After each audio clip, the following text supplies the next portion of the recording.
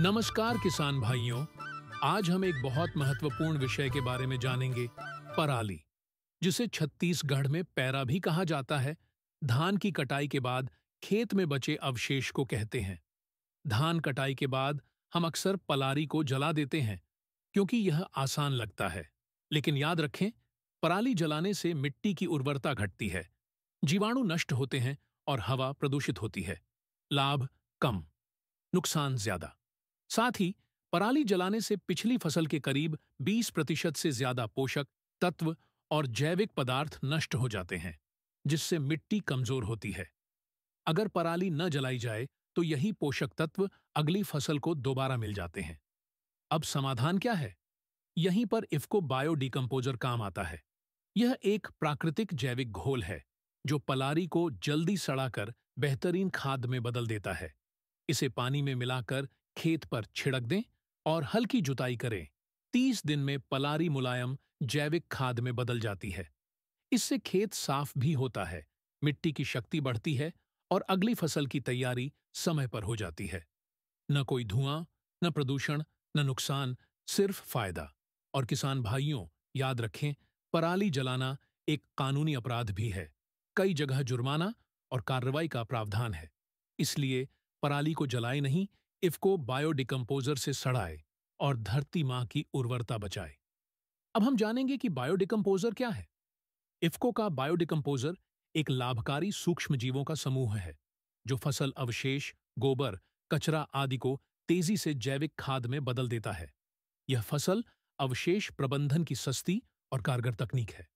20 ग्राम और 50 ग्राम की पैकिंग में उपलब्ध है। इसमें 7 प्रभावी जैविक उपघटक शामिल हैं जो अपघटन प्रक्रिया को तेज करते हैं। बायोडिकम्पोजर को कैसे तैयार करें?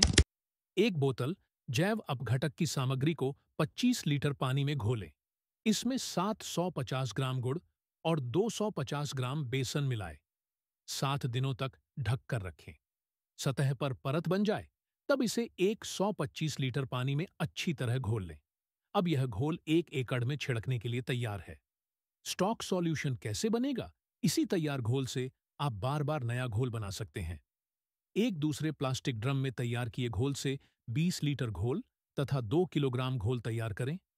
गुड़ और 750 ग्राम बेसन को 200 लीटर पानी में मिला दें और ऊपर दी गई प्रक्रिया को 7 दिन तक दोहराएं। हर 7 दिन में नया घोल, स्टॉक सॉल्यूशन, तैयार हो जाता रहेगा। इस घोल का उपयोग कहां-कहां कर सकते हैं?